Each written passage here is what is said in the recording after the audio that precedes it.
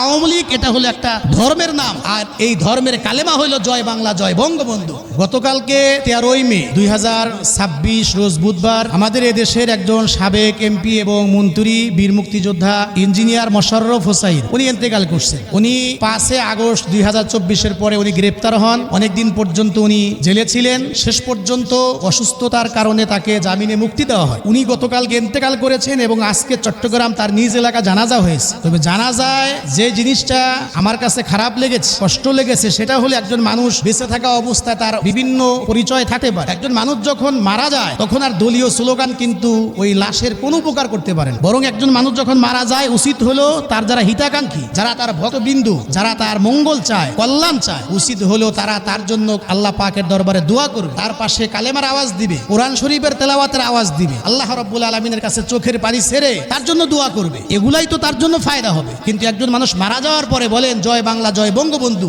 এই স্লোগানে তার আর কি ফায়দা হবে? আমরা যেটা দেখলাম গাড়ির সঙ্গে এইভাবে ঝুলে যাচ্ছে আর জয় বাংলা জয় বঙ্গবন্ধু স্লোগান দিচ্ছে, সামনে ডানে বামে পিছনে হাজারো মানুষ এই স্লোগান দিচ্ছে। বলেন লাশের পাশে স্লোগান দেওয়াটা দায়ও কি কোনো যুক্তি আছে? তার কি কোনো ফায়দা আছে? একজন তো বলেই ফেললে আওয়ামী লীগ এটা হলো একটা ধর্মের নাম, আর এই ধর্মের কালেমা হলো জয় বাংলা জয় বঙ্গবন্ধু। নাউজুবিল্লাহ। যারা এই কথা মনে করে জয় বাংলা জয় বঙ্গবন্ধু এটা একটা কালেমা, তারাই কিন্তু ইঞ্জিনিয়ার মোশাররফ সাহেবের লাশের পাশে এই স্লোগান দিয়েছে। কোন ভদ্র মানুষ, সভ্য মানুষ এবং যারা তার হিতাকাঙ্ক্ষী, যারা তার মঙ্গল চায়, তারা কিন্তু এই ধরনের কাজ করতে পারে না। এটা তীব্র নিন্দা এবং প্রতিবাদ জানাই। যারা এটা করেছেন তওবা করুন, আল্লাহর কাছে মাফ চান। আল্লাহ পাক যেন আমাদের এই দেশের মানুষকে সঠিক বুঝ দান করেন। আমিন। আসসালামু আলাইকুম ওয়া রাহমাতুল্লাহি ওয়া বারাকাতুহু।